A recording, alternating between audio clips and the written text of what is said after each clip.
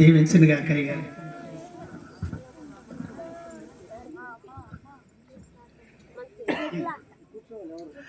ప్రభు అయినటువంటి యేసుక్రీస్తు నామములో మీ అందరికీ కూడా శుభము కలుగును గాక. గట్టిగా చెప్పండి ఆమేన్. హల్లెలూయా. ప్రియులారా, దేవుడు మహాకృపను బట్టి నేను మీ మధ్యలోకి రావడానికి బహు దూర ప్రయాణం చేశాను.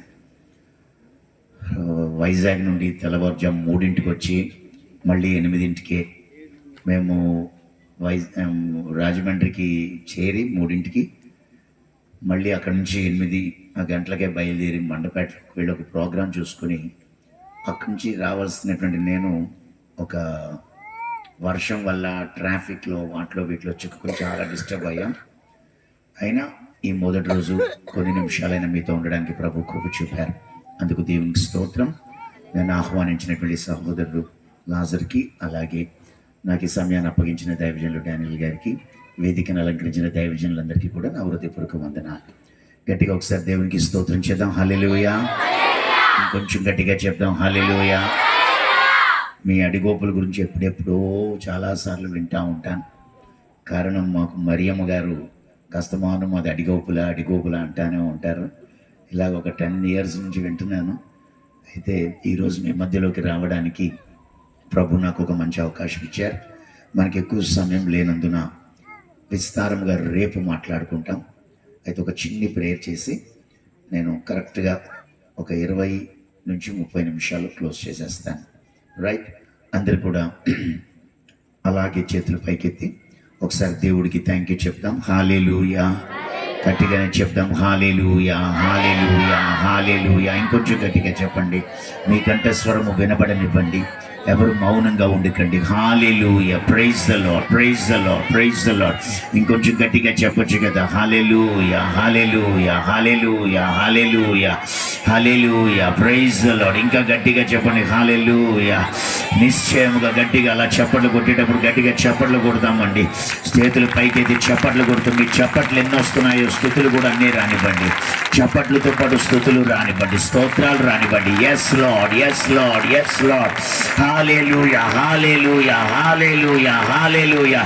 ఈ స్థలములో యెహోవా లేచును గాక, ఆయన శత్రువులు చెదరిపోదురు గాక, బల సూచకమైన మందసము లేచును గాక. ఈ స్థలములో యోధా గోత్రము సింహము లేచును గాక, మకరము యొక్క తల తెగ నరకబడును గాక.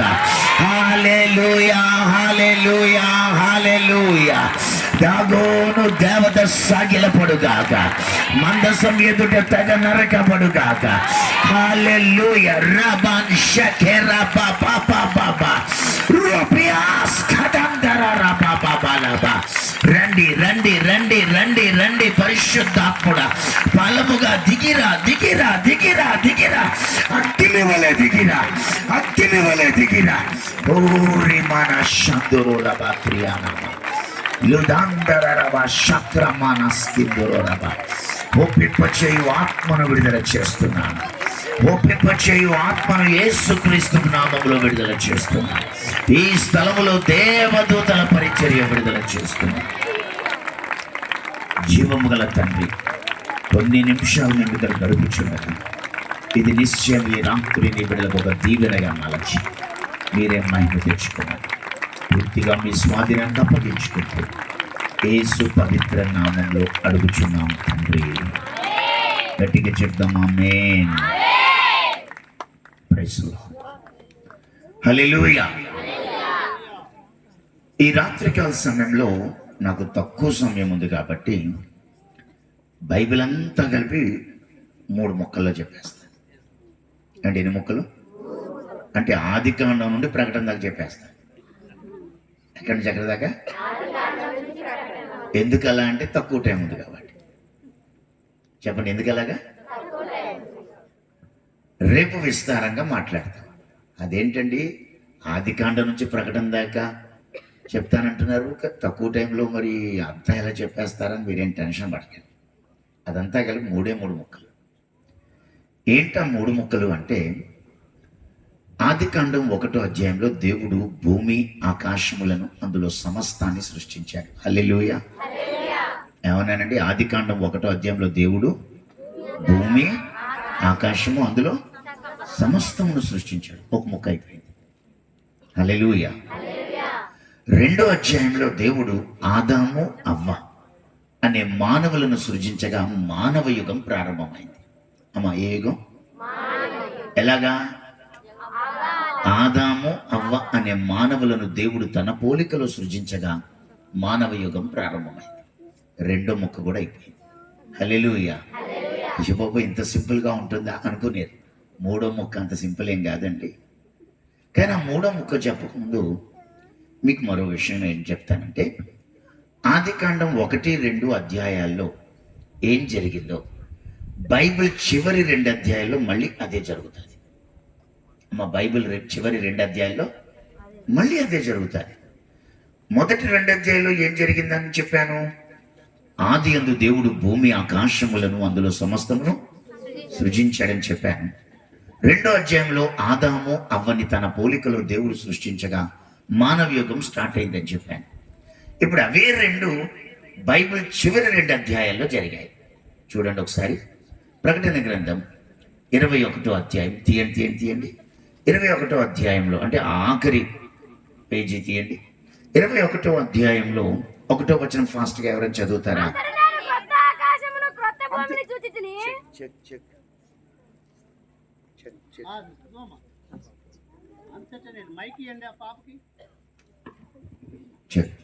ఆ సౌండ్ సిస్టమ్ వాళ్ళు ఎక్కడ ఉన్నారు? వాళ్ళకు కూడా ఒక మైక్ ఇవ్వండి. రైట్. అంతటా నేను కొత్త ఆకాశమును క్రొత్త భూమిని చూచితిని. మొదటి ఆకాశం మొదటి భూమి గతించిపోయాను. అమ్మా, మొదటి ఆకాశం మొదటి భూమి గతించిపోయాను. సముద్రం ఇకను లేదు. మరియు నేను నూతనమైన యెరూషలేమును, ఆ పరిశుద్ధ పట్టణం, తన భర్త కొరకు అలంకరింపబడిన పెళ్లి కుమార్తె వలె సిద్ధపడి పరలోకమందున్న దేవుని యొద్ద నుండి దిగి వచ్చుట చూచితిని. ఇక్కడ మనం ఏం చదివామంటే, అంతటి నేను క్రొత్త భూమిని క్రొత్త ఆకాశాన్ని చూశాను, పాత ఆకాశం పాత భూమి గతించిపోయాను అన్నాడు. అమ్మ, పాత ఆకాశం పాత భూమి ఆదికాండం 1వ అధ్యాయంలో ఏం జరిగిందో అదే జరిగింది. కాకపోతే పాత ఆకాశం పాత భూమి గతించిపోయాయి, క్రొత్త ఆకాశం క్రొత్త భూమి అందులో సమస్తం సృష్టించబడ్డాయి. మొదటి ఆకాశం మొదటి భూమికి, క్రొత్త ఆకాశం క్రొత్త భూమికి ఏంటి తేడా అంటే, కొత్త ఆకాశంలో సూర్యుడు ఉండడు. మా క్రొత్త ఆకాశంలో ఎవరుండరు? ఇప్పుడు మన ఆకాశంలో ఎవరున్నాడు? సూర్యుడు ఉన్నాడు. కానీ కొత్త ఆకాశంలో సూర్యుడు ఉండడు. సూర్యుడి బదులు మనమే. హల్లెలూయా. అందరు వింటున్నారా? సూర్యుడి బదులు మనమే. నూతన యెరూషలేము అనే పేరుతో కోటి సూర్యుల కాంతి తేజస్తో ఆ కొత్త ఆకాశంలో దగదగా మెరుస్తూ ఉంటాం మనం. హల్లెలూయా. రెండో విషయం, పాత భూమికి 3 వంతులు సముద్రం ఉంది, 1 వంతు నేల ఉంది. సముద్రం ఎంత లోతంటే, ఈ భూమి మీద ఎత్తైన స్థలం ఎవరెస్ట్ శిఖరం 9.5 కిలోమీటర్లు ఎత్తది. సముద్రంలో మారియానా ట్రెంచ్ అంటారు. ఆ మారియానా ట్రెంచ్ అనేది 13 కిలోమీటర్ల లోతండి. ఇంతవరకు మనిషి అక్కడికి వెళ్ళలేకపోయాడు. ఎవరెస్ట్ శిఖరాన్ని అలా కట్ చేసి తీసుకొచ్చి మారియానా ట్రెంచ్లో పడేస్తే ఎవరెస్ట్ శిఖరం మునిగిపోయాక ఇంకా 1.5 కిలోమీటర్ ప్లేస్ ఉండిపోద్ది. 1.5 కిలోమీటర్ ఉండిపోద్ది ఇంకా. అంటే ఆలోచించండి, సముద్రం ఎంత లోతు. ఈ సముద్రం మీద దేవుడు తరచుగా యుద్ధాలు జరిగించాడు, నడిచాడు, తుఫానులు గద్దించాడు. సేన అనే దయ్యం సముద్రంలో పందుల్లో దూరి సముద్రంలోకి వెళ్ళిపోవాలనుకున్నాయి. పాతాళంకి వెళ్ళనివ్వద్దు, పంపద్దు, సముద్రంలోకి వెళ్ళడం కోసం పందుల్లోకి పంపవా అని అడిగాయి. సముద్రము చీల్చాడు, సముద్రం మీద యుద్ధాలు చేశాడు. సముద్రం మీద ఉన్న మకరమును తెగ నరకబడుగాక అంటాడు, అస్తమాన్ అంటాడు. అంటే వీటిని మెరైన్ స్పిరిట్స్ అంటారు. రాబోయే భూమి మీద అసలు సముద్రం ఉండదు, కేవలం జీవనదులు మాత్రమే ఉంటాయి. అంటే దురాత్మలకు ఇంకా ఈ భూమి మీద చోటు ఉండదు. హల్లెలూయా. గట్టిగా చెప్పండి, హల్లెలూయా.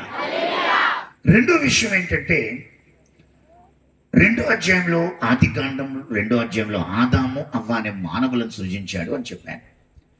ఇప్పుడు ప్రకటన గ్రంథం ఆఖరి అధ్యాయం అంటే 22వ అధ్యాయంలో ఏం జరిగిందంటే, కడపటి ఆదాము కడపటి అవ్వతో క్రొత్త యుగాలు స్టార్ట్ అవుతాయి. మొదటి ఆదాము మొదటి అవ్వ మానవ యుగం క్లోజ్ అయిపోతుంది. చదువుదాం 22వ అధ్యాయం. అధ్యాయంలో 4వ వచనం. ఆయన దాసులు ఆయనను సేవించుచు ఆయన ముఖ దర్శనము చేయుచుందురు. ఆ, ఆయన నామము వారి నొసల్ల యందుండును. ఆ, రాత్రి ఇక నెన్నడూ ఉండదు. ఉమ్, దీపకాంతి అయినను సూర్యకాంతి అయినను వారికి అక్కరలేదు. ఆ, దేవుడైన ప్రభువే వారి మీద ప్రకాశించును. ఆ. వారి యుగ యుగములు రాజ్యము మరియు ఆ దూత ఇలాగ ఆగమ్మా, వారి యుగ యుగములు ఏమన్నదమ్మా? రాజ్యం చేయుదురు. మరి నువ్వేం జంప్ చేసేసావు? రాజ్యంలో ఉందురు అని ఉందా, రాజ్యం చేయుదురు అని ఉందా? రాజ్యం చేయుదురు. అమ్మ ఏమనుంది? రాజ్యం చేయుదురు. అది ఇంపార్టెంట్. ఈరోజు నీకు తెలివి లేదు, జ్ఞానం లేదు, చదువు లేదు, డబ్బు లేదు, అందం లేదు, చందం లేదు, నువ్వు నేను అనుకుంటున్నావు. కానీ రేపు ఒక క్రొత్త యుగాలు స్టార్ట్ అవుతాయి. యుగ యుగాలు మనం రాజ్యం చేయబోతున్నాం. హల్లెలూయా. అమ్మా ఎంతకాలం? చెప్పండి.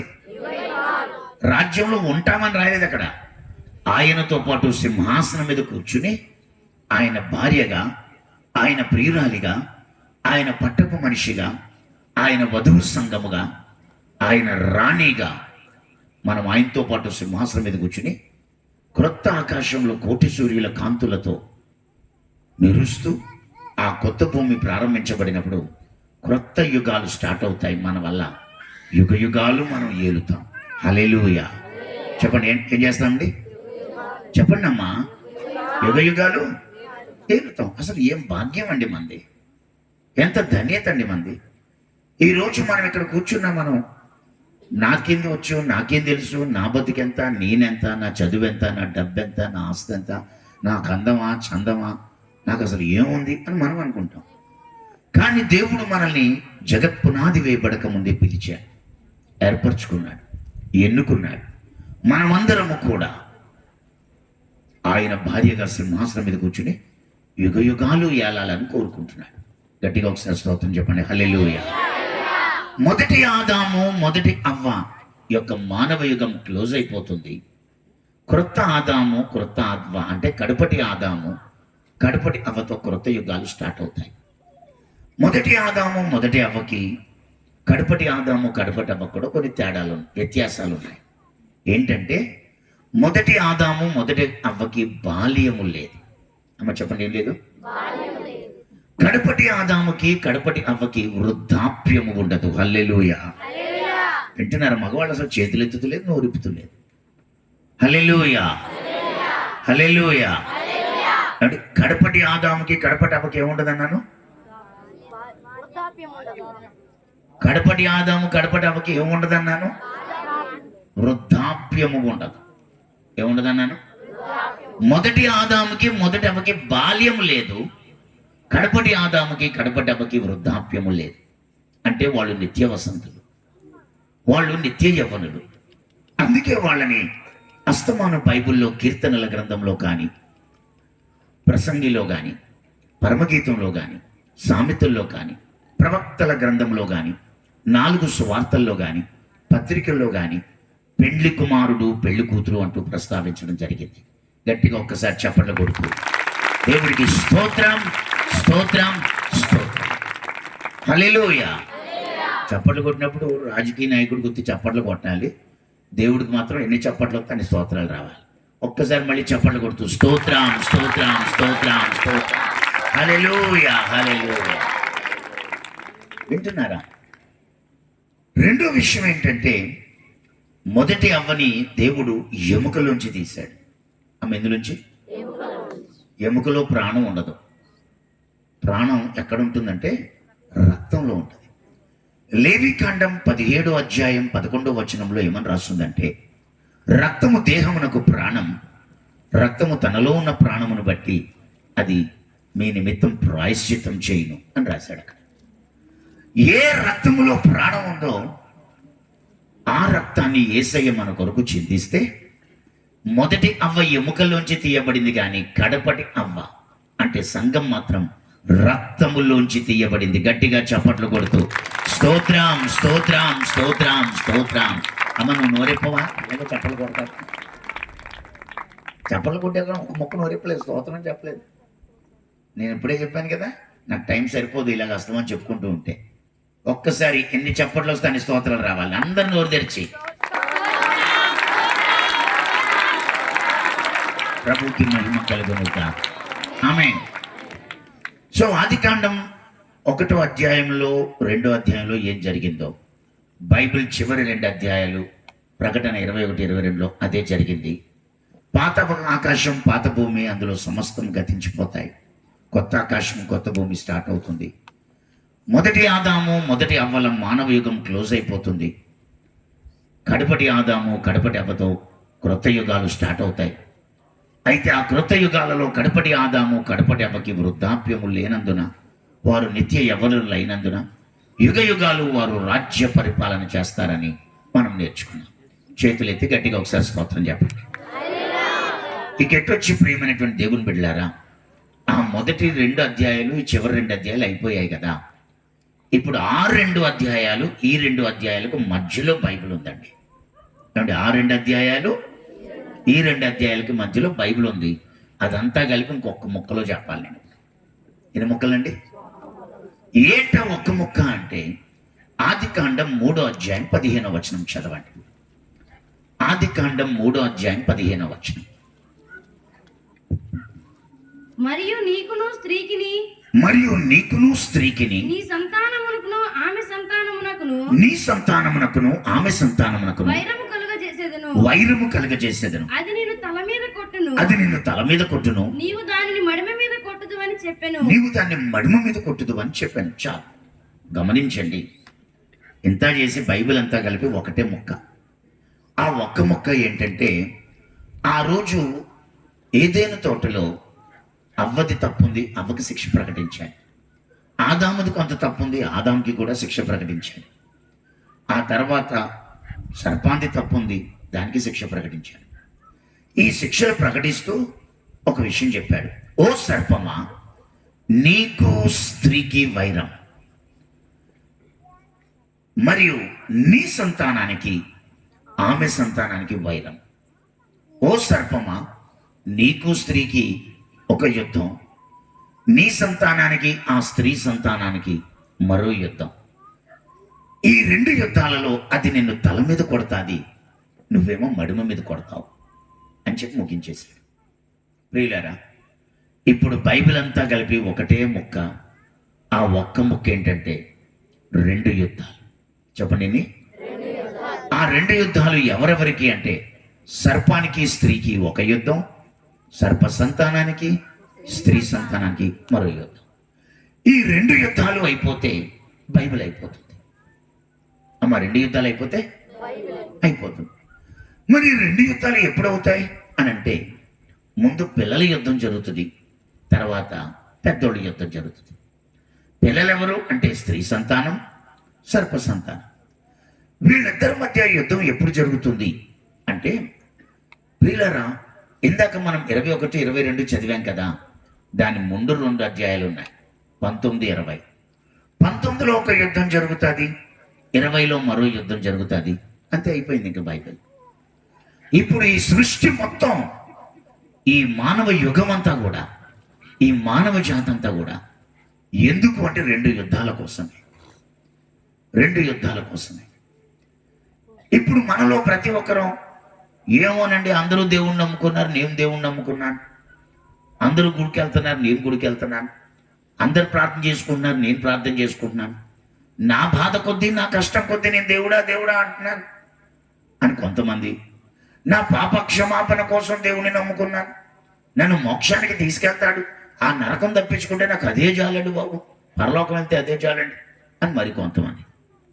నీ అవసరానికి దేవుణ్ణి నమ్ముకున్నావో, లేక నువ్వు పాప క్షమాపణ పొంది మోక్షం చేరుకుని ఆ పరలోకం చేరితే చాలని దేవుణ్ణి నమ్ముకున్నావు నాకు తెలియదు. కానీ బైబిల్ అంతా కలిపి, ఈ విశ్వ సంకల్పం, విశ్వ ప్రణాళిక అంతా కలిపి 2 యుద్ధాల కోసమే. ఒక యుద్ధమేమో సర్పానికి స్త్రీకి జరుగుతుంది, ఇంకో యుద్ధమేమో సర్ప సంతానానికి స్త్రీ సంతానానికి జరుగుతుంది. ఆ 2 యుద్ధాల్లో మనం పాలు పొందాలి. ఇంతవరకు భూమి మీద పుట్టినటువంటి మనుషుల్లో ఎందరో ఓడిపోయారు. కయీను ఓడిపోయాడు, ఆకాను ఓడిపోయాడు, గెహాజీ ఓడిపోయాడు, కోరాహు, దాతాను, అభిరాములు ఓడిపోయారు. ఇస్కరియోతు యోధా ఓడిపోయాడు. ఇలా ఓడిపోయిన వాళ్ళు ఎంతో మంది ఉన్నారు. ఈ ఓడిపోయిన వాళ్ళందరూ మనకి దృష్టాంతములుగా ఉన్నారు. ఎందరో గెలిచారు. హేబేలు గెలిచాడు, హానోకు గెలిచాడు, నోవాహు గెలిచాడు, అబ్రహాము, ఇస్సాకు, యాకోబులు గెలిచారు. యెహోషువ, దావీదు, యెఫ్తా, సంసోను, గిద్యోను, ప్రియులారా, మహా ప్రవక్తలు ఏలియా, ఎలీషాలు, ఇర్మియా, యెహెజ్కేలు, క్రొత్త నిబంధనలో పేతురు, యోహాను, పౌలు, శీల ఎందరో గెలిచారు. గెలిచిన వాళ్ళందరూ మనకు మాదిరిగాను సాదృశ్యాలుగా ఉన్నారు. ఓడిపోయిన వాళ్ళందరేమో దృష్టాంతములుగా ఉన్నారు. వాళ్ళ చరిత్రలు చూసుకొని సాదృశ్యాలుగా ఉన్న వాళ్ళలోంచి, విశ్వాస వీరుల జాబితాలోంచి, విశ్వాసుల వీరుల సాక్ష్యాలు వింటూ, విశ్వాస వీరుల యొక్క జీవితాల్ని తలుచుకుంటూ మనం కూడా గెలవాలి. ఓడిపోయిన వాళ్ళు దృష్టాంతములుగా ఉన్నారు కాబట్టి పాఠాలు నేర్చుకుంటూ అదే తప్పు మనం చేయకుండా మనం జాగ్రత్త పడాలి. ఈ రెండు మనం చేస్తే ఎంతో గొప్ప సాక్ష్య సమూహం మేఘంలాగా మనల్ని ఆవరించింది. వాళ్ళతో మనం కలుసుకుంటాం. వాళ్ళతో మనం కలుసుకుని మనం లేకుండా వాళ్ళు సంపూర్ణులు అవ్వరు. కాబట్టి వాళ్ళంతా మన కోసం వెయిట్ చేస్తున్నారు. మనమంతా కలిసి ఒక స్త్రీగా, ఒక సంఘంగా, ఒక వధువుగా మేము రెడీ అనగానే యేసయ్య ఆకాశ మధ్యానికి వస్తాడు. కడబూరం రోగుతుంది. మహిమ గల సంఘముగా మనం పైకెత్తబడతాం. హల్లెలూయా చెప్పండి, హల్లెలూయా. పైకెత్తబడగానే అక్కడ గొర్రెపిల్ల వివాహంలో మనల్ని పెళ్లి చేసుకుంటాడు. ముందు ఎవరాయన అంటే స్త్రీ సంతానం. ఆయన పేరు యేసుక్రీస్తు. గలతీయులకు రాసిన పత్రిక 4వ అధ్యాయం 4వ వచనం చదివేసేయండి. గలతీ 4:4. అయితే కాలము పరిపూర్ణమైనప్పుడు, కాలం పరిపూర్ణమైనప్పుడు అన్నాడు. అంటే ఏంటో రేపు చెప్తాను. దేవుడు తన కుమారుని పంపెను. దేవుడు తన కుమారుని పంపాను. ఆయన స్త్రీ యందు పుట్టి, చాలు, ఆయన స్త్రీ యందు పుట్టాడు.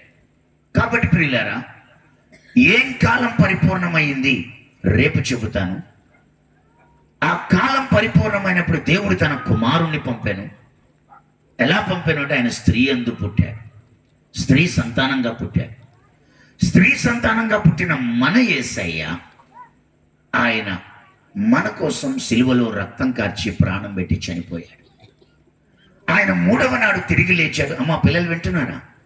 3వ నాడు తిరిగి లేచాడు. అందరూ చూస్తుండగా 40 రోజుల వరకు కనబడి ఆయన ఆరోహణమై వెళ్ళిపోతూ నేను మళ్ళీ వస్తా అని చెప్పి వెళ్ళిపోయాడు. మళ్ళీ వస్తా అని చెప్పి వెళ్ళిపోయినటువంటి ఆయన రాబోతున్నాడు.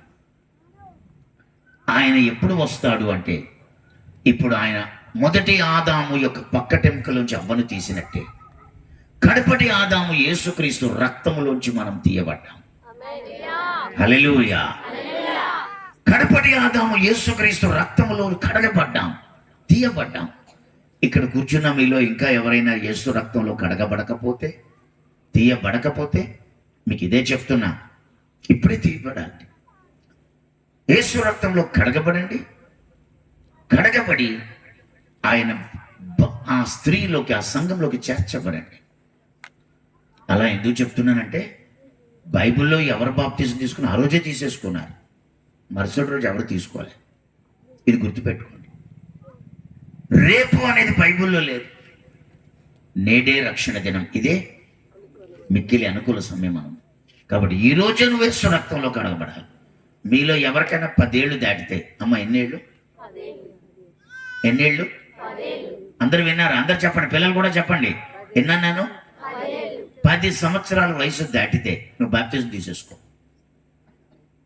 ఈ రాత్రే తీసేసుకో, మళ్ళీ రేపొద్దు. ఎందుకంటే నీ కొరకే రక్తం కార్చాడు, నీ కొరకే ప్రాణం. అదేంటంటే 10 ఏళ్ళు దాటితే తీసేసుకోమన్నారు అంటే బైబిల్ అలాగే రాశాడు. ఆయన నా యందు విశ్వాసం ఉంచు ఈ చిన్నవారిలో ఒక్కరైనా నశించుట నా తండ్రి చిత్తం కాదు అంటాడు. నా యందు విశ్వాసం ఉంచి ఈ చిన్నవారిలో ఒకరిని అభ్యంతరపరచువాడెవడు, వాడు మెడకి పెద్ద తిరగట్రాయి కట్టి మిక్కిలి లోతైన సముద్రంలో వాడు పడవేయబడుట వానికి మేలు అని కూడా రాశాడు.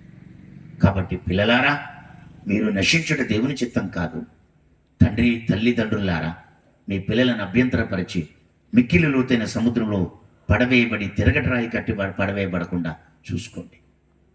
చిన్నవారు పెద్దవారు తేడా లేదు. చిన్నపిల్లలైతే నరకానికి వెళ్ళరా? చిన్నపిల్లలైతే పాపక్షమాపణ వద్దా? నీకు 10 ఏళ్ళు దాటి నువ్వు ఇంకా బాప్తిజం తీసుకోకపోతే ఈ రాత్రి ఒక నిర్ణయం తీసుకో. రేపొద్దు వాక్యానుసారంగా రేపు అనొద్దు. నేడే అని రాస్తుంది బైబిల్లో, ఇదే అని రాస్తుంది. కాబట్టి ఇంకా రేపు మీటింగ్ ఉంది కదా అంటే ఉంది, మీటింగ్ ఉంది, కానీ గ్యారంటీ మనకు లేదు. పడుకుంటే లెగిస్తామని గ్యారంటీ లేదు. రేపు ఇలా మీటింగ్ జరుగుతుందని గ్యారంటీ లేదు. ఏమో 6 రోజులు తుఫాన్ అని చెప్పాడు, రేపు ఎలా ఉంటుందో. దారి పొడుగునా మాకు వర్షమే. కాబట్టి రేపు అనే దాని మీద నమ్మకం పెట్టుకో. నేడు అను సమయం ఉండగానే నీ ఇల్లు చక్క పెట్టుకో, నీ దీపాన్ని వెలిగించుకో. కాబట్టి ఆయన స్త్రీ సంతానంగా పుట్టి తండ్రి కుడి పార్శ్వంలో వెయిట్ చేస్తున్నాడు నీకోసమే. నీవు ఇప్పుడు త్వరగా రక్షించబడిపోయి సంఘంలో చేర్చబడిపోతే రేపు డేట్లతో సహా టైములు కూడా చెప్పేస్తాను, ఏ సంవత్సరం ఏం జరగబోతుందో. పోగొట్టుకోకండి. కానీ ఈ రాత్రి నువ్వు మాత్రం ఇక ఆయన రాకడ బహు సమీపంగా ఉంది. నీకోసం నా కోసం ఇప్పటిదాకా ఆలస్యం చేశాడు.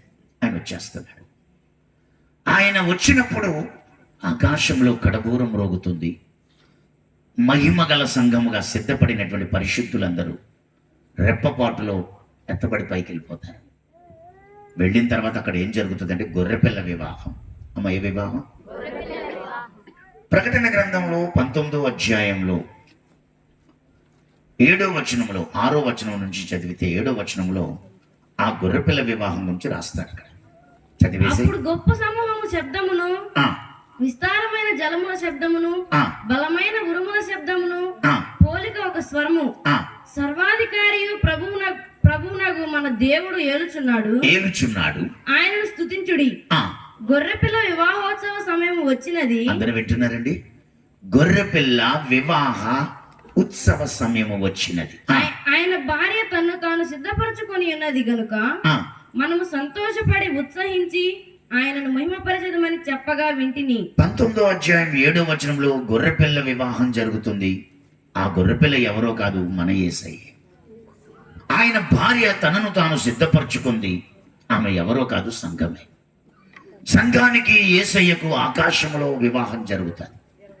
అలా వివాహం జరిగినప్పుడు ఆమె ఎలా సిద్ధపడింది? చదువు తల్లి. మరియు ఆమె ధరించుకొనుటకు ప్రకాశములను నిర్మలములైన సన్నపు నారబట్టలు ఆమెకి ఇయ్యబడెను. చూసారా? సన్నపు నారబట్టలు ఆమెకి ఇయ్యబడెను. అవి పరిశుద్ధుల నీతి క్రియలు. ఏమన్నాడండి ఇక్కడ? పరిశుద్ధుల నీతి క్రియలు అన్నాడు. పరిశుద్ధులుగా మార్చబడి నీతిని జరిగిస్తూ పరిశుద్ధుల నీతి క్రియలు కలిగి ఉన్న వాళ్లే రేపొద్దున గొర్రెపిల్ల వివాహంలో ఆయన భార్యగా సంఘంలో చేర్చబడతారు. పరిశుద్ధత లేకుండా, నీతి క్రియలు లేకుండా, నీకు సన్నపు నారబట్టలు, తెల్లని వస్త్రాలు ధరించుకోకుండా, సిద్ధపాటు లేకుండా నువ్వు గొర్రెపిల్ల వివాహంలో ఆయన భార్యగా ప్రవేశించలేవు. మొత్తానికి 7వ అధ్యాయంలో వివాహం అయిపోయింది. 7వ వచనంలో వివాహం అయిపోయింది. వివాహం అయిపోగానే వెంటనే మొదటి యుద్ధం స్టార్ట్ అవుతుంది. 14వ అధ్యాయం వచనం చదవండి. 19లో 14. పరలోకమందున్న సేనలు శుభ్రమైన తెల్లని నారబట్టలు ధరించుకొని తెల్లని గుర్రములెక్కి ఆయనను వెంబడించుచుండిది. జనములను కొట్టుటకై ఆయన నోట నుండి వాడిగల ఖడ్గము బయలువెడలుచున్నది. ఆయన ఇనుపదండముతో వారిని ఏలును. ఆయనే సర్వాధికారియగు దేవుని తీక్ష్ణమైన ఉగ్రత అను మద్యపు తొట్టి త్రొక్కును. రాజులకు రాజును, ప్రభువులకు ప్రభును అను నామము ఆయనను వస్త్రం మీద తొడ మీదను రాయబడి ఉన్నది. మళ్ళీ ఒక్కసారి నా వైపు చూడండి. 7వ వచనంలో వివాహం జరిగింది. 14వ వచనంలో ఇప్పుడు ఆయన తెల్లని గుర్రం మీద బయలుదేరాడు. ఆయన వస్త్రము అలా గాలికి ఎగురుతుంటే ఆ వస్త్రము మీద రాజులకు రాజు, ప్రభువులకు ప్రభు అని వస్త్రం మీద రాయబడింది. ఆయన తొడ మీద కూడా రాయబడింది. ఆయన వెనకాల కోట్ల మంది విశ్వాసులు పరిశుద్ధుల సంఘముగా తెల్లని గుర్రాలెక్కి వాళ్ళు కూడా తెల్లని వస్త్రాలు వేసుకొని పరలోకపు సేన అనే పేరుతో ఆయనను వెంబడిస్తూ వాళ్ళు పైనుండి మళ్ళీ భూమి మీదకి వస్తున్నారు. ఎక్కడికి వస్తారు అంటే ఒలీవ కొండ మీదకి వస్తారు మళ్ళీ. ఆమె ఎక్కడికి? ఏ ఒలీవ కొండ మీద నుండి యేసయ్య ఒకప్పుడు పైకి వెళ్ళాడు, తన భార్యను తీసుకుని అదే ఒలీవ కొండ మీదకి దిగుతాడు. మొదటిది మధ్యాకాశంలో జరిగే రహస్య రాకడ. ఆయన ఆకాశ మధ్యమునకు వస్తాడు, సంఘం ఎత్తబడుతుంది, అక్కడ పెళ్ళైపోతుంది. పెళ్ళైపోయిన తర్వాత ఆమె పరలోకపు సేనగా మారుతుంది. ఒరే తమ్ముళ్ళు, ఒకరి తర్వాత ఒకరు అలా లెక్కకూడదు. కూర్చో కూర్చో కూర్చో, ఎందుకలా తిరుగుతున్నావు? అంత అర్జెంట్ ఏమో చెప్పు. ఏం ఉండదు, వస్తుంది ఏదో గుర్తొస్తుంది పురుగు మెదిలినట్టు. ఇంకెవరు లేచినా నేను ఊరుకోను. ఇంకా నాకు 5 నిమిషాలనే టైం ఉంది. ఓర్చుకోండి, గట్టిగా 30 నిమిషాలు ఓర్చుకోలేరా?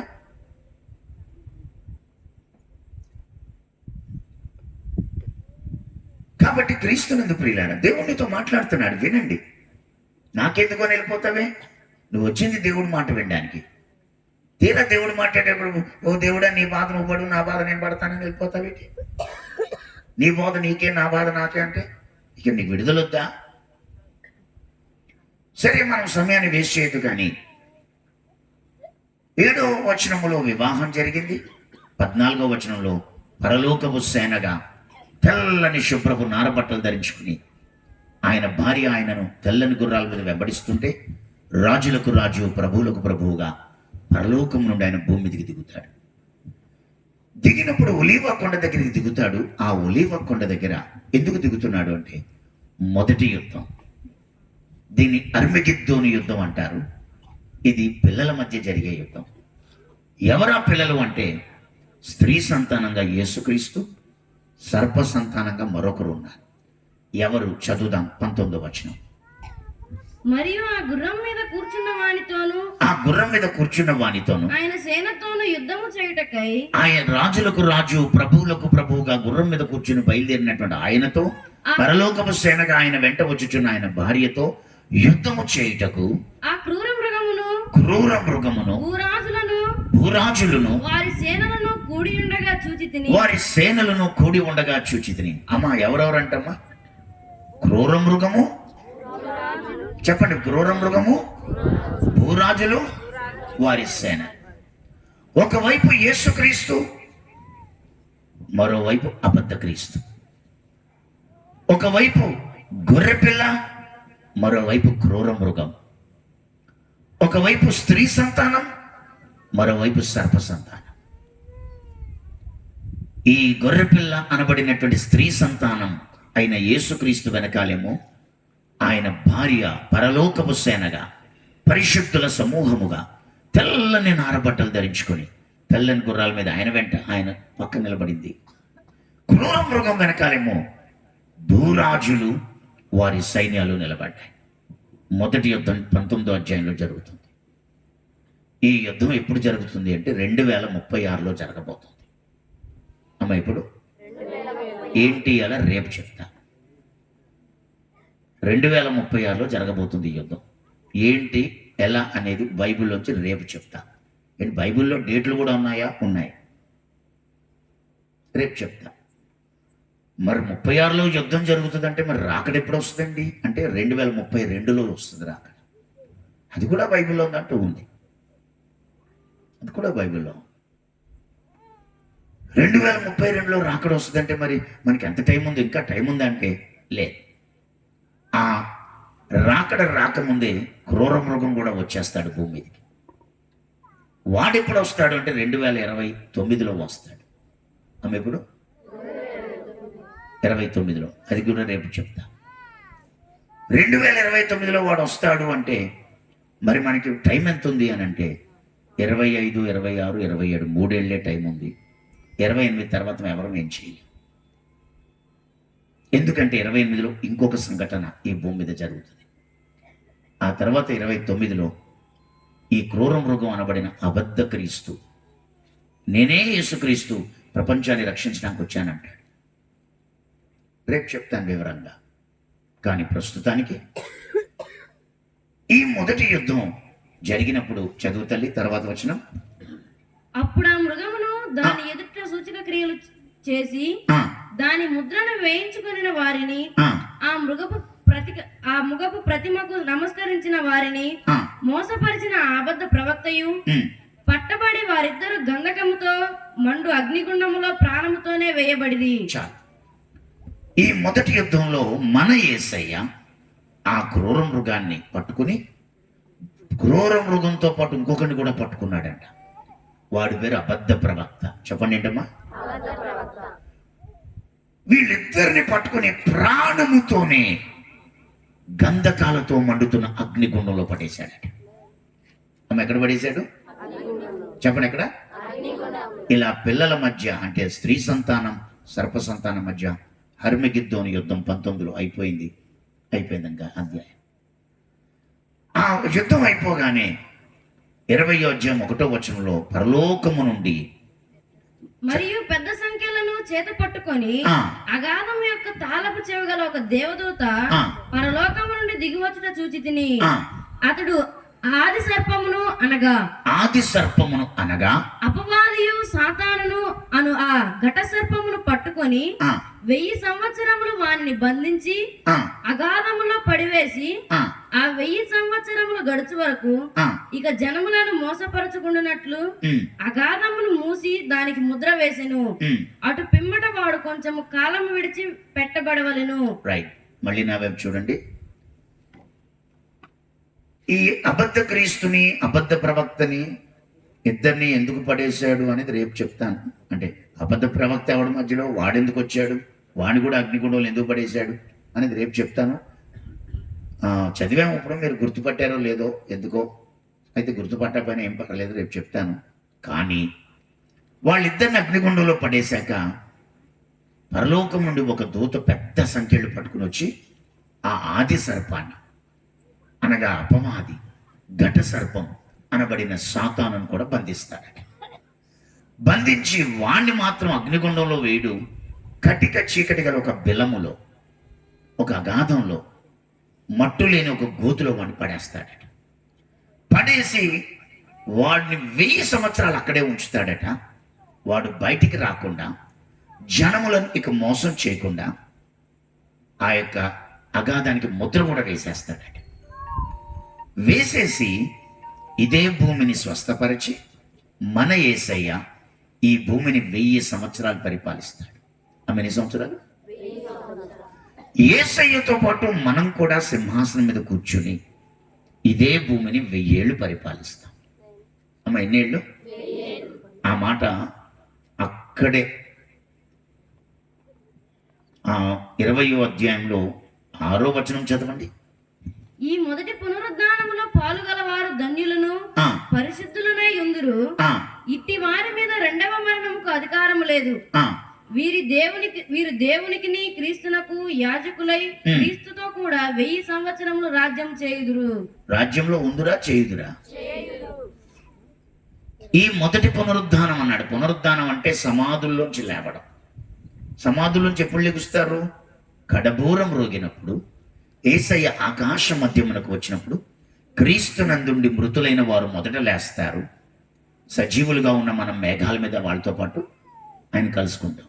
సో గుర్తు చేశాడు. మళ్ళీ గుర్తు చేసి మొదటి పునరుద్ధానంలో పాలుగల వారు ధన్యులు, పరిశుద్ధులు. వీరు దేవునికి నీ క్రీస్తుకు నువ్వు యాజకులై క్రీస్తుతో కూడా ఆయన భార్య 1000 సంవత్సరాలు రాజ్యము చేయును అన్నాడు. ఆమె ఎన్ని సంవత్సరాలు? ఏం భాగ్యం తల్లినిది. ఈ అడిగోపుల అనే పేరు మారిపోద్దేమో, కానీ అడిగోపులు ఇంకో 1000 ఏళ్ళు ఉంటుంది. ఈ భూమి ఇంకో 1000 ఏళ్ళు ఉంటుంది. మనం ఈ 1000 ఏళ్ళు మనం ఉంటామంటే మనం కూడా ఉంటాం. మనం అంటే ఎవరంటే రక్షించబడి మరణంలోంచి జీవంలోనికి దాటి నిత్య జీవానికి ఎవరు వారసులు, రాకడలో ఎవరు ఎత్తబడతారో, గొర్రెపిల్ల వివాహంలో ఎవరు పరిశుద్ధులుగా నిలిచి ఆయన భార్యగా ఉంటారో వాళ్ళు ఆయనతో పాటు ఇదే భూమిని 1000 ఏళ్ళు పరిపాలిస్తారు. ఆమేన్. అంటే 3036 వరకు. ఆమె ఎప్పటి వరకు? మీలో కొంతమంది కంగారు వచ్చేది, ఇదేంటి నువ్వు డేట్లు చెప్పేస్తున్నాడు నేను. అన్నిటికీ రెఫరెన్స్లు రేపు చెప్తా, టెన్షన్ పెట్టుకోకండి. నా పిలుపే అది, నాది చివరి సందేశం ఈ ప్రపంచానికి, తప్పదు నాకు. కాబట్టి 1000 సంవత్సరాలు అయిపోయాక ఇది లాస్ట్, ఇది చదివాక ఇంకా నేనేం చదివించను. ఇదే లాస్ట్ వచనం, 11వ వచనం చదువు. మరియు సారీ 7వ వచనం చదువు. 1000 సంవత్సరములు గడిచిన తరువాత ఆ. సాతాను తానున్న చెరలో నుండి విడిపింపబడును. 1000 సంవత్సరాలు గడిచిన తర్వాత సాతాను తానున్న చెరలో నుండి విడిపించబడును. భూమి నలుదిశల యందును జనములను ఆ, లెక్కకు సముద్రపు ఇసుక వలె ఉన్న గోగు మాగోగు అను వారిని మోసపరచి ఉమ్. వారిని యుద్ధమునకు పోగు చేయుటకై వాడు బయలుదేరును. అమ్మా వింటున్నావు, ఇది రెండో యుద్ధం. ఇది ఎన్నో యుద్ధం అమ్మా? సైతాన్ని 1000 సంవత్సరాల తర్వాత వదిలాడంట. ఒకప్పుడు ఆదాము అవ్వను మోసం చేశాడు, ఈసారి గోగు మాగోగును మోసం చేస్తాడు. వారు సముద్ర పిసకంత విస్తారంగా ఉంటారు. వాళ్ళని మోసం చేసి 1000 ఏళ్ళు వాళ్ళని మనం పరిపాలిస్తాం, 1000 ఏళ్ళు వాళ్ళకి మంచి చేస్తాం, మంచి చెబుతాం. కానీ వాళ్ళలో గోగు మాగోగు అనే వాళ్ళు మాత్రం మోసపోతారు. సైతాన్ రాగానే మళ్ళీ మోసపోతారు. మోసపోయి వాళ్ళు ఏం చేస్తారంటే వాడితో చేతులు కలిపితే మళ్ళీ ఒక యుద్ధం. ఆ యుద్ధం ఎవరెవరికి అంటే ఈసారి సర్పానికి స్త్రీకి. ఆమె ఎవరికి? 1000 సంవత్సరాలలో ఈ స్త్రీ కాస్త, ఆయన భార్య కాస్త సంపూర్ణ స్త్రీగా మారింది. అమ్మ 1000 సంవత్సరాలకి ఆయన భార్య ఎలా అయింది? ఎదిగింది, పెద్ద వయసు కలిగిన స్త్రీగా ఎదిగింది కాబట్టి ఇప్పుడు ఆ స్త్రీతో యుద్ధానికి దిగాడు. చదివేసాయి. వారు భూమి అన్నంతటా వ్యాపించి పరిశుద్ధుల శిబిరమును ప్రియమైన పట్టణమును ముట్టడి వేయగా. ఇక్కడ యేసయ్య పేరుకి ఎత్తరు. ఎందుకు యేసు ప్రభు పేరు ఎత్తలేదు అంటే, పరలోకములో నుండి ఒకసారి విను, యేసయ్య పేరు ఎందుకు ఎత్తలేదంటే ఇప్పుడు ఈ యుద్ధం యేసయ్యతో కాదు, సైతానికి స్త్రీకి. ఆమె ఎవరికి? సర్ప సంతానానికి స్త్రీ సంతానానికి అయిపోయింది కదా ఇందాక, మొదటి యుద్ధం అది. ఇప్పుడు సర్పానికి స్త్రీకి. కాబట్టి యేసయ్య పేరు లేదు. పరిశుద్ధుల శిబిరమును ప్రియమైన పట్టణమును ముట్టడి వేయగా ఆ, పరలోకములో నుండి అగ్ని దిగి వచ్చి వారిని దహించెను. ఆ, వారిని మోసపరిచిన అపవాది ఆ. అగ్ని గంధకములు గల గుండములో పడవేయబడును. ఆ, అచ్చట ఆ క్రూర మృగమును ఉమ్, అబద్ధ ప్రవక్తయు ఉన్నారు. ఉమ్. వారు యుగ యుగములు రాత్రింబగలు బాధింపబడుదురు. చాలు. ఈ రెండో యుద్ధంలో కూడా మనం ఏం చేయక్కర్లే. పరలోకము నుండి అగ్ని దిగొచ్చి ఆ గోగు మాగోగుల యుద్ధాన్ని జరిగించి సైతాన్ గాడిని పట్టుకుని ఈసారి వాణ్ణి కూడా తీసుకెళ్లి అగ్నిగుండంలో పడేస్తారు. అప్పటికే 1000 సంవత్సరాలుగా అగ్నిగుండంలో ఎవరెవరు ఉన్నారట? అబద్ధ క్రీస్తు అనబడిన క్రూర మృగం మరియు అబద్ధ ప్రవక్త, ఇద్దరు అక్కడ ఉన్నారు. సో వాళ్ళతో పాటు సైతాన్ గాడు కూడా తీసుకెళ్ళి పడేస్తాడు. ఎప్పుడైతే రెండో యుద్ధం అయిపోయిందో వెంటనే అక్కడ 11వ వచనంలో ఆయన ధవళ సింహాసనం మీద కూర్చున్నాడు. భూమి ఆకాశములైన సముఖము నుండి పారిపోయాను, వాటికి నిలువ చోటు కనబడలేదు. భూమి ఆకాశాలే పారిపోతే నువ్వెక్కడికి పారిపోగలవు? వాటికే నిలువ చోటు కనబడకపోతే మరి నువ్వెక్కడికి వెళ్తావు? ఆ రోజు ఎవరెవరి పేరు జీవ గ్రంథంలో లేదో వాళ్ళందరూ ఆయన ముందు నిలబడతారు. నువ్వు పారిపోలేవు. ఆది ఆయనే, అంతం ఆయనే, ఆల్ఫా ఆయనే, ఒమేగా ఆయనే. భూమి ఆకాశాలే పారిపోతే నువ్వెక్కడికి పారిపోతావు? నువ్వెక్కడికి పరిగెడతావు? పంచభూతములు మిక్కటమైన మహావేంద్రముతో లయమైపోతాయి. అలా లయమైపోయి అవి లేకుండా పోయినప్పుడు ఆ ధవళ సింహాసనం మీద కూర్చుని జీవగ్రంథాన్ని ఓపెన్ చేస్తాడు. చేసి 14వ వచనంలో ఏముంది చదువు తల్లి? మరణమును మృతుల లోకమును అగ్నిగుండకములో పడవేయబడును. మరణమును మృతుల లోకమును అగ్నిగుండములో పడవేయబడెను. ఈ అగ్నిగుండము రెండవ మరణము. ఈ అగ్నిగుండం రెండో మరణం. ఎవని పేరైనను జీవ గ్రంథమందు రాయబడి ఉన్నట్టు కనబడిన ఎడల, తమ్ముడా తల్లి చెల్లి, ఎవడి పేరైనను జీవ గ్రంథములో రాయబడినట్టు కనబడని ఎడల వాడు అగ్నిగుండములో పడవేయబడును. వాడు కూడా అగ్నిగుండంలో. అయిపోయింది బైబిల్ అయిపోయింది, ఇంకేం లేదు. అక్కడితో క్లోజ్ అయిపోయింది మన కథ. కొత్త ఆకాశం కొత్త భూమితో, కడపటి ఆదాము కడపటి అవ్వతో క్రొత్త యుగాలు స్టార్ట్ అయిపోయాయి. అంతే. ఈ రాత్రి అంతా వినేశాము. ఇదంతా విన్న తర్వాత అసలు ఇదంతా ఎందుకు జరుగుతుందంటే నిన్ను ఆయన భార్యగా, సంపూర్ణ స్త్రీగా చూడాలని నీకోసం వేచి ఉన్నాడు. నువ్వెప్పుడు మారుతావు? ఎప్పుడు రక్షించబడతావు? జీవగ్రంథంలో పేరు ఎప్పుడు రాసుకుంటావు?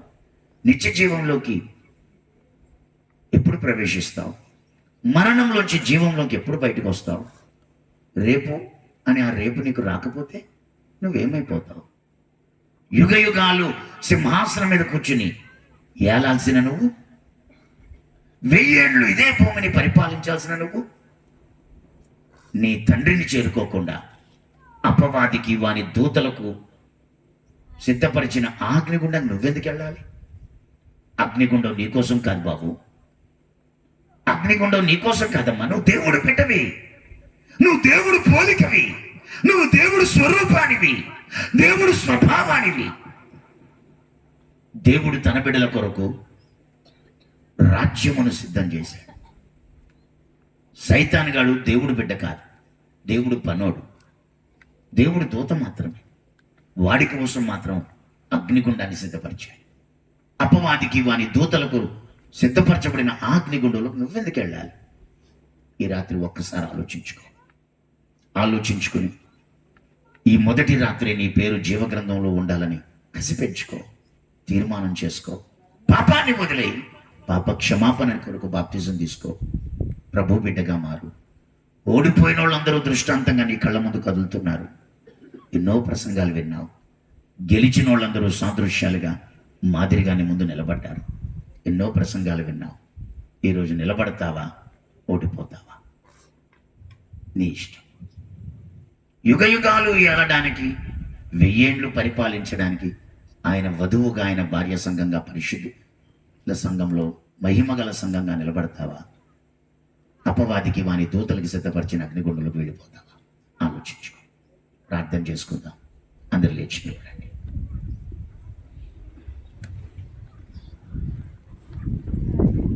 నేను ఒక చిన్న ప్రార్థన చేస్తాను. నేను ప్రార్థన చేసే ముందు అందరు లేచి నిలబడండి. నా వైపు చూడండి. నేను జస్ట్ 2 నిమిషాలు 3 నిమిషాల కంటే ఎక్కువ చేయను, క్లోజ్ చేసేస్తాను అంతా 5 నిమిషాల్లో. కానీ ప్రార్థన చేసే ముందు ఒక మాట అడుగుతాను. నేను ఇంకా బాప్తిజం తీసుకోలేదండి అన్నవాళ్ళు చేయొద్దండి. సిగ్గుపడద్దు, భయపడద్దు, టెన్షన్ పడద్దు. మేము బలవంతపు బాప్తిజమాలు అస్సలు ఇవ్వం. ఓకే, బలవంత బాప్తిజం అసలు ఇవ్వం. నేను ఇంకా బాప్తిజం తీసుకోలేదు అన్నవాళ్ళు చేయి బాగా పైకెత్తండి. 10 ఏళ్ళు దాటి నువ్వు ఇంకా పొందకపోతే చేయి బాగా పైకెత్తండి. రైట్, మీరు అలాగే చేతులు ఎత్తి ఉంచండి. ఈ యొక్క 10, 20, 30, 40, 50, 60, 70, 80 అటు ఇటు చేసి సుమారు ఉజ్జాయింపు లెక్క చేశాను నేను. చేతులు తెంచండి. ఈ 80 నుంచి చెప్పలేము, కొంతమంది ఎత్తకపోయి ఉండొచ్చు, 100 కూడా ఉంటుండొచ్చు. నేను చెప్తున్నా, మీ 80 మంది ఈ రాత్రి తీసేసుకోవాలి. రేపొద్దు అదేంటండి బాబు అలా టెన్షన్ పెట్టేస్తున్నారు అనుకుంటున్నారేమో. 3000 మంది ప్రసంగం విన్నారు. ఎంతమంది? ఒక్క ప్రసంగం విన్నారు. వాళ్ళు ఇప్పుడు యేసుప్రభు పాట ఒకటి కూడా వినలే. పెంతెకోస్తు పండుగ రోజు యేసయ్య పాట ఒకటి కూడా వినలే. మందిరంలోకి ఒకసారి కూడా వెళ్ళలే. జస్ట్ ఇదేంటో గోల కింద సౌండ్ వినపడుతుందని మేడగ దగ్గర పరిగెత్తుకొచ్చి ఒక్క ప్రసంగమే విన్నారు. విన్నప్పుడు, అయ్యా ఒక్క పాట అయినా వినలేదు యేసయ్య గురించి, అయ్యా ఒక్కసారైనా గుళ్ళోకి వెళ్ళలేదు మేము ఎప్పుడు, కొంచెం మమ్మల్ని ఆలోచించుకొని అనొచ్చు. అనలేదండి. ఆ సాయంకాలం 3000 మంది తీసేసుకోవాలి. ఎంతమంది? ఒక ఫైనాన్స్ మినిస్టర్ గారు ₹1 కోటి ఖరీదైన కారులో వెళ్ళిపోతున్నాడు. అంటే రథంలో. దారిలో సువార్త వచ్చింది. ఎక్కడొచ్చిందండి? సువార్త విని, నేను ఫైనాన్స్ మినిస్టర్ని, ఆర్థిక శాఖ మంత్రి, కొంచెం ఆలోచించుకొని నన్ను అనాలి అనలే. రాణి కింద పనిచేస్తున్నా, ఒక్క ముక్క వీళ్ళని అడగాలి పర్మిషన్ అనొచ్చు అనలే. నేను ఇంతవరకు ఒక్కసారి కూడా ఒక్క ప్రసంగం కూడా వినలేదయ్యా. ఇప్పుడు నువ్వు ఏదో యేసు గురించి దారిలో చెప్పిన సాక్ష్యమే విన్నాను తప్ప ప్రసంగం ఒకసారి కూడా వినలే అనొచ్చు. ఒకసారి కూడా నేను యేసుప్రభు పాట వినలేదయ్యా అనొచ్చు.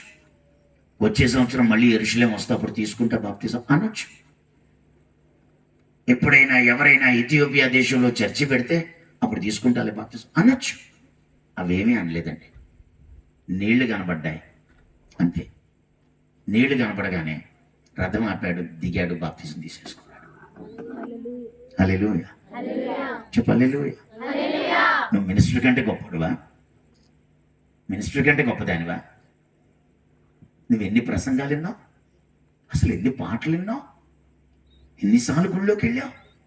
అసలు ఏం జరుగుతుంది? నీ కళ్ళు మూసుకుపోయాయా? నీ మనోనేత్రాలు తెరవబడలేదా? నీకు అర్థం అవడం లేదా? ఆ ప్రేమను, ఆ కలువరి సిలువను నువ్వు గ్రహించలేకపోతున్నావా? ఎన్ని పాటలు విన్నా ఏం జరుగుతుంది అసలు నీకు? అంతగా సైతాన్ని నిన్ను పట్టేసుకున్నాడా? కొర్నేలి అని ఒక వ్యక్తి కుటుంబ సమేతంగా, బంధు సమేతంగా కూర్చుంటే సువార్త వచ్చింది అతనింటికి. అయ్యా, మేము అన్యజనుల్లో ఇంతవరకు ఎవరు బాప్తిజం పొందలే, మేమే ఫస్ట్, కొంచెం మమ్మల్ని ఆలోచించుకొని అనాలి. అనలేదండి. ఆ సాయంకాలమే మారు మాట్లాడకుండా ఆజ్ఞకు లోబడ్డారు. ఇది ఆజ్ఞ అన్నాడు పేతురు. యేసుక్రీస్తు నామములో బాప్తిజం పొందండి, ఇది ఆజ్ఞ అన్నాడు. అంతే, పొందేశారండి, పొందేశారు ఆ సాయంకాలం. అంతెందుకండి, జైలర్ కుటుంబానికి అర్ధరాత్రి వచ్చింది సువార్త. ఎప్పుడు? అప్పుడు జైలర్ అనాలి పౌలా, ఇప్పుడు టైం 2 అయింది, 3, 4, 5, 6, 4 గంటలు ఒప్పుకెట్టు, డ్యూటీ దిగిపోతాం. మా రోమా గవర్నమెంట్ చాలా స్ట్రిక్ట్ అయ్యా. ఈ రోమా గవర్నమెంట్ చాలా స్ట్రిక్ట్ కాబట్టి డ్యూటీలో కుదురుగా ఉండాలి. మేము 4 గంటలు ఒప్పుకొట్టు, డ్యూటీ దిగిపోతాను, నైట్ డ్యూటీ అనొచ్చు. 4 గంటలు ఆగితే పిల్లలు లెగిసిపోతారే, పడుకుని ఉన్నారు, నిద్ర ముఖాలు తేమిస్తాం, బాప్తిజం అనొచ్చు. అనలే.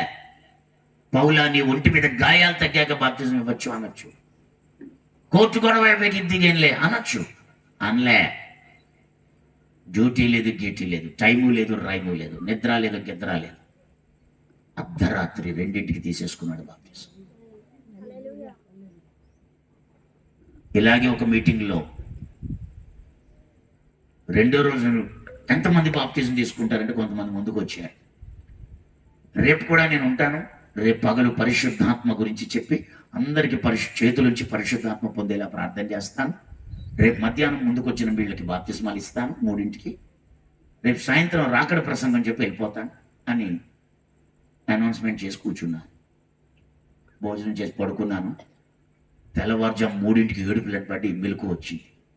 ఇదేంటి పక్కింట్లో ఇంత ఏడుస్తున్నారు అని నాకు ఇచ్చిన రూమ్లోంచి బయటకు వస్తే మాస్టర్ గారు లైట్లు వేసేసి అందరు గలిబిలి కింద ఉన్నారు. మాస్టర్ గారు, ఏమైంది? పక్కింట్లో ఏడుస్తున్నారంటే సంఘ పెద్ద గారు అమ్మాయి చచ్చిపోయిందన్న. అవునా? ఎవరు అన్నా? బాప్తిజం కోసం ముందుకు వచ్చింది, వైట్ డ్రెస్ వేసుకుని రాత్రి కొయిర్లో నిలబడి పాడిందే అనుకుంటూ పరిగెత్తాను. ఆ అమ్మాయి శవం మీద పడి ఏడుస్తున్నారు. సరిగ్గా తెల్లారేసరికి 6ంటికి బాడీ బయట వేసారు. ఆ బాడీ బయట వేయడం వల్ల, చర్చి పక్కెళ్ళి అవడం వల్ల మర్నాడు మీటింగ్ క్యాన్సిల్ అయిపోయింది. బంధువులందరికీ కబుర్లు వెళ్ళాయి. బంధువులందరూ వచ్చాక సాయంత్రం 3ంటికి సమాధి చేసేసారు. ఏ టైంకి బాప్తిజం అన్నాను అదే టైంకి సమాధి చేశారు. ఇంకా రాత్రికి మీటింగ్ క్యాన్సిల్ అయిపోయింది. వెళ్ళిపోయాను నేను ఇంటికి. నేను ఇంటికి వెళ్ళిపోయిన 3 నెలల తర్వాత ఒకరోజు యేసయ్య నాకు కనపడ్డారు. నా రూమ్కి వచ్చారు. నేనేమో మంచం మీద కూర్చున్నాను, ఆయన నా ఎదురుగుండా ఉన్న సోఫాలో కూర్చున్నారు. నాతో అలాగే మాట్లాడతారు ఆయన. చాలా విషయాలు మాట్లాడుతూ ఆ రోజు ఏమన్నాడంటే, ఆ అమ్మాయిని గుర్తు చేసి ఆ అమ్మాయి అగ్నిగుండానికి వెళ్ళిపోవడానికి నువ్వే కారణం అన్నాడు. నేనేం తప్పు చేశానయ్యా? ఆవిడ నా వల్ల ఏం చచ్చిపోలేదే అన్నాను. నీ వల్ల చచ్చిపోలేదు కానీ నీ వల్లే నరకానికి వెళ్ళింది అన్నాడు. అదేంటి అన్నాను. ఒళ్ళు దగ్గర పెట్టుకుని ప్రసంగాలు చెప్పు. రేపు బాప్తిజం అని బైబిల్లో నేను ఎక్కడ రాశాను? చెప్పు, ఎక్కడ రాశాను నేను బైబిల్లో? నేడే రక్షణ దినం అన్నాను. ఇదే మిక్కిలి అనుకూల సమయం అన్నాను. నేడు అను సమయం ఉండగానే దీపం చక్క పెట్టుకోమన్నాను, ఇల్లు చక్క పెట్టుకోమన్నాను. ఇలాగా ఇప్పుడే మారు మనసు పొందు అన్నాను. రేపని అక్కడ రాశాను బైబిల్లో. పిచ్చి పిచ్చి వేషాలు ఒళ్ళు దగ్గరెట్టుకుని ప్రసంగం చెప్పి ఇప్పటిదాకా నీ ప్రసంగాల వల్ల ఎంతమంది బాప్తిజం పొందకుండా చచ్చిపోయారో వాళ్ళందరూ నరకానికి వెళ్ళిపోయారు. నిన్నే లెక్క అడుగుతానన్నాడు. గుండె జల్లుమనిపోయింది, వెన్నులో వణుకు పుట్టేసింది. నా వల్ల ఇంతమంది నరకానికి వెళ్ళిపోయారా? రక్షించాల్సిన ఆ రక్షణకు బదులు వాళ్ళంతా నరకానికి పంపేశాను అని కంగారు వచ్చేసి నన్నేం చేయమంటావు అని అడిగా. వాక్యానుసారంగా బ్రతుకు అన్నాడు. వాక్యం బోధించినట్టే ప్రవర్తించన్నాడు. అంతేనండి. ఆ రోజు నుంచి ఇప్పటి వరకు రాత్రికి రాత్రే బాప్తిస్మాలు ఇవ్వడం మొదలుపెట్టాను. ఒక రాత్రి 93 మందికి ఇచ్చాను. ఒక రాత్రి 78 మందికి ఇచ్చాను. ఒక రాత్రి 64కి ఇచ్చాను. ఒక రాత్రి 50 ఇచ్చాను. ఒక రాత్రి 43 మందికి ఇచ్చాను. ఇలా లెక్కేసుకుంటే ఈ చేతుల మీద రాత్రికి రాత్రి బాప్తిజం పొందిన వాళ్ళ లెక్క 1000 మందిని ఎప్పుడో దాటిపోయారు. పగలు బాప్తిజం చెప్పట్లే నేను, రాత్రికి రాత్రి.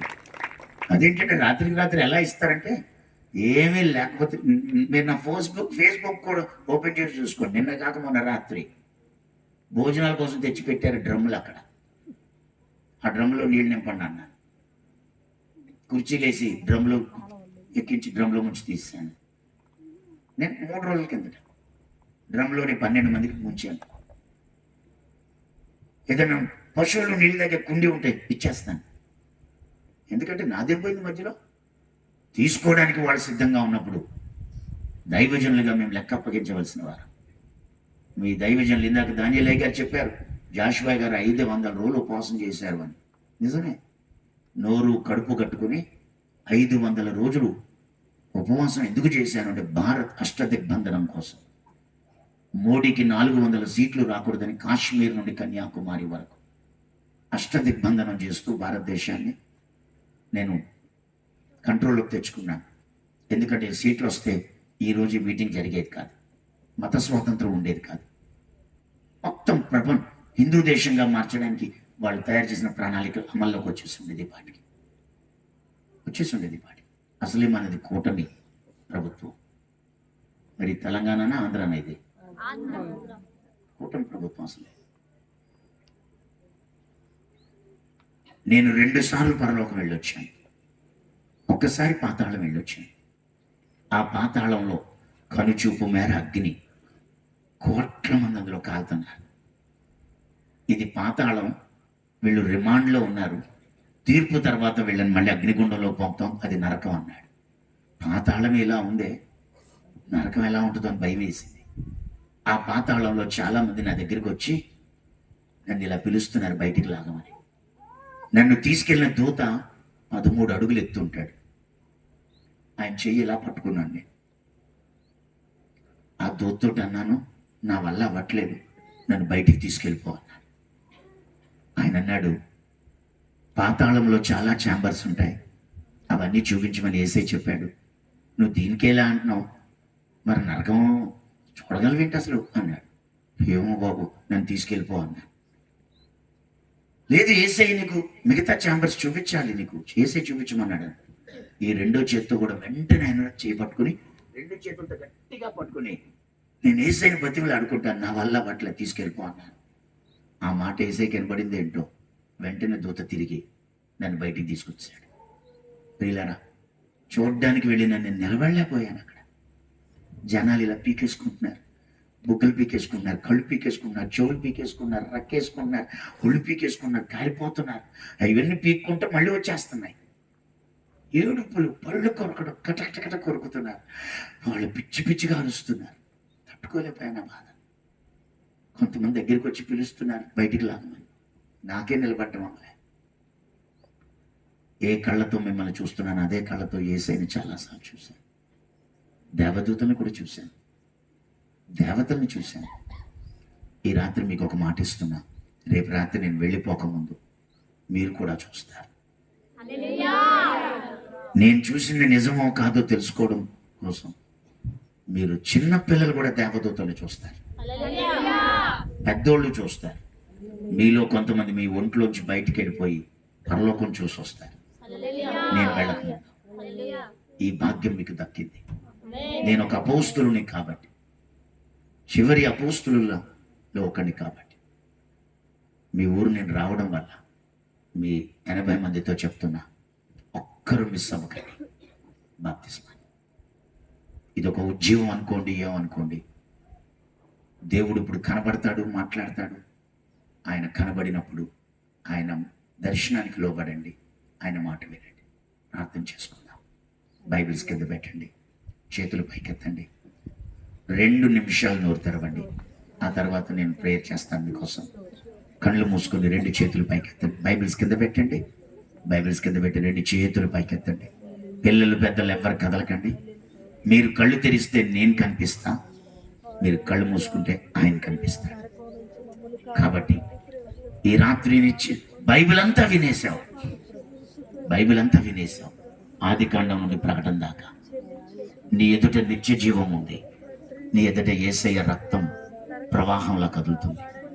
చేతులు ఎలా పైకెత్తి నోరారా ఒక్కసారి నాతో మాట్లాడినందుకు నీకు వందనాలను గట్టిగా చెప్దాం. హల్లెలూయా, హల్లెలూయా, హల్లెలూయా. ఇంకా గట్టిగా చెప్పాలి. గొణిగినట్టు సణిగినట్టు మాట్లాడద్దు. నీకు కోపం వచ్చినప్పుడు నువ్వు చాలా గట్టిగా అరుస్తావు. ఇలాంటప్పుడు కూడా నువ్వు గట్టిగానే పిలు. ఇంకొంచెం గట్టిగా నోరుతారు. హల్లెలూయా, హల్లెలూయా, హల్లెలూయా, హల్లెలూయా, హల్లెలూయా, హల్లెలూయా. గట్టిగా నోరుతారు, గట్టిగా నోరుతారు. Hallelujah, praise the lord, praise the lord, praise the lord, praise the lord, praise the lord, praise the lord. ఇంకొంచెం గట్టిగా నోరుతారు బండి. హల్లెలూయా, హల్లెలూయా, హల్లెలూయా, హల్లెలూయా, హల్లెలూయా, హల్లెలూయా. నేను మీకు ఇచ్చింది 2 నిమిషాలు మాత్రమే టైం అండి. కాబట్టి టైం అస్సలు వేస్ట్ చేయకండి. యేసయ్యా అని పిలవండి. ఇంకా గట్టిగా యేసయ్యా అని పిలవండి, యేసయ్యా అని పిలవండి. చాలా మంది నోరు తెరవట్లేదండి, చాలా మంది నోరు తెరవట్లేదు. అప్పుడే 20 సెకండ్లు దాటింది నువ్వు నోరు తెరిచి ప్రార్థన మొదలుపెట్టి. 30 సెకండ్లు దాటింది, నోరు తెరువు ఇంకా గట్టిగా. యేసయ్యా, ఇంత బతికి ఇంటెనకెళ్ళి సచ్చినట్టు నాయన, ఏంటి నా పేరు ఇంకా జీవ గ్రంథంలో లేకుండా ఉన్నానయ్యా. అన్నీ తెలుసుని గొప్ప రక్షణ పొందకుండా ఉండిపోయానయ్యా.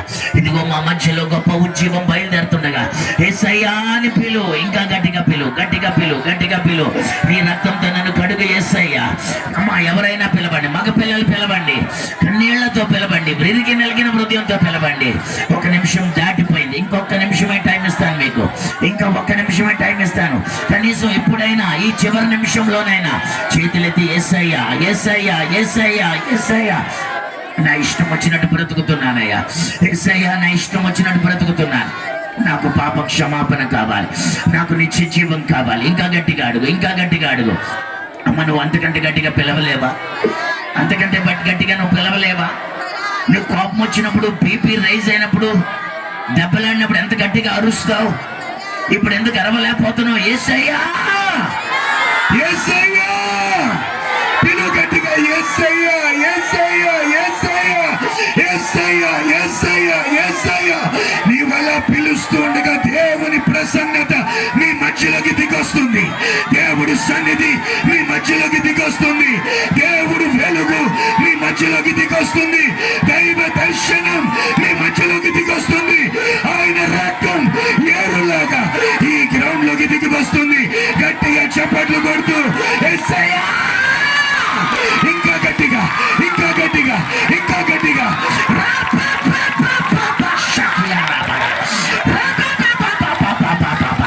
వెలుగు, వెలుగు కలుగునుగాక, వెలుగు కలుగునుగాక, వెలుగు కలుగునుగాక.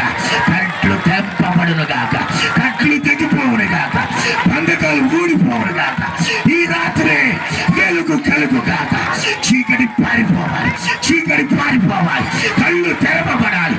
గట్టిగా చప్పట్లు కొడుతూ పిలు, యేసయ్యా అని పిలు, యేసయ్యా అని పిలు. గొప్ప వెలుగు తాకని, పరిశుద్ధాత్ముడు దర్శించని, పరిశుద్ధాత్ముడు దర్శించని. ఇంకా ఇంకా ఇంకా ఇంకా గొప్ప వెలుగు, గొప్ప వెలుగు, గొప్ప అగ్ని, గొప్ప అగ్ని. కాల్చని, కాల్చని. పిలు, పిలు, పిలు, పిలు, పిలు.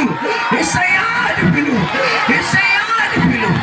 రబియా షకీనా బాలా సాతీనా మారా. నా ఇష్టం ఇష్టం వచ్చినట్టు బ్రతుకుతున్నాను. నేను పాపిని ప్రభువా, నేను పాపిని ప్రభువా. నా పేరు జీవ గ్రంథంలో లేదయ్యా, నా పేరు మరణ గ్రంథంలో ఉంది. నా వెనుక మరణదూత తిరుగుతున్నాడు. యేసయ్యా, యేసయ్యా, మరణములోంచి జీవములోనికి దాటించు, మరణములోంచి జీవములోనికి దాటించు, మరణంలోంచి జీవంలోనికి దాటించు. రకి అందరూ స్కెంతురు షింబ్రాస్కితో ఒక్కొక్కరికి దేవదూతలు కనబడని, ఒక్కొక్కరికి వెలుగు కనబడని, ఒక్కొక్కరికి యేసు కనబడని, శిలువ దర్శనం కనబడని, ఒక్కొక్కరికి ఆయన రక్తము కనబడని. చివరిసారిగా ఎవరైనా ఒక్క చుక్కైనా కన్నీరు గార్చాలి, ఎవరైనా ఒక్క చుక్కైనా కన్నీళ్ళతో యేసయ్యా నేను పాపిని ప్రభువా, నా పాపము క్షమించు, నేను పాపిని ప్రభువా, నా పాపము క్షమించు. జీవ గ్రంథంలో పేరు లేకపోవడానికి 2 కారణాలు. 1 బాప్టిజం తీసుకోకపోవడం, 2 జయ జీవితం లేకపోవడం, 2 జయ జీవితం లేకపోవడం. మీలో కొంతమంది బాప్టిజం పొంది జయ జీవితం లేదేమో. సినిమాలు, డాన్సులు, అబద్ధాలు, మోసాలు, షికార్లు, అక్రమ సంబంధాలు, వ్యభిచారం, జాగ్రత్త, తప్పుడు మాటలు. అయ్యో, మమ్మల్ని యుగ యుగాలు నిలబెట్టడానికి నువ్వు రక్తం ఇచ్చావు, కానీ మేమెంత నిర్లక్ష్యంగా బ్రతుకుతున్నాం. ఇంత గొప్ప రక్షణ నీవు నిర్లక్ష్యము చేసిన ఎలాగూ తప్పించుకుంటావు అడుగుతున్నా. ప్రార్థన. ఎవ్వరు కళ్ళు తెరవద్దు, అలాగే కళ్ళు మూసుకో. నేను ప్రార్థన చేస్తాను. మీ చేతులు కిందకు దించండి, 2 చేతులు దండం పెట్టి నీ కాళ్ళు పట్టుకుంటానయ్యా, నన్ను క్షమించు అని. నా పాపాన్ని వదిలేస్తాను, నన్ను క్షమించు అని దండం పెట్టాడు. ఒక్క నిమిషం మనసులోనే ప్రార్థన చేసుకోండి, మౌనంగా ఉండండి. నేను ప్రార్థన చేయబోతున్నాను, కళ్ళు తెరవద్దు. కానీ ఇంకా చాలయ్యా, నేను బాప్తిజం తీసేసుకుంటాను, నీ బిడ్డగా మారిపోతాను అనగలిగితే నీ కుడి చేయి పైకెత్తి నేను నీ కొరకు ప్రార్థన చేస్తాను. నేను ఇంకా బాప్తిజం తీసుకుని ప్రభు బిడ్డగా మారిపోతాను అనగలిగితే నీ కుడి చేయి పైకెత్తి నీ కొరకు నేను ప్రార్థన చేస్తాను. ఇంకా ఎవరైనా ఉన్నారా? ఇంకా ఎవరైనా ఉన్నారా? మగ పిల్లలు ఎవరైనా ఉన్నారా? పురుషులు ఎవరైనా ఉన్నారా? వదిలేస్తాడయ్యా పాపాన్ని. ఈవేళ నువ్వు తీసుకునే తీర్మానం రేపు నీకు గొప్ప ఆశీర్వాదం ఇస్తుంది. రేపు పరిశుద్ధాత్మ దిగి రావడమే కాదు, పరలోకం కూడా చూసే అవకాశం దొరుకుతుంది. ఈవేళ దేవుడికి లోబడితే రేపు నీకు గొప్ప దీవెన. కాబట్టి నేను బాప్తిజం తీసేసుకుంటాను అనగలిగితే ఈ కుడి చేయి పైకి. ఇంకా ఎవరైనా ఉన్నారా? ఇవన్నీ తీసుకోకపోతే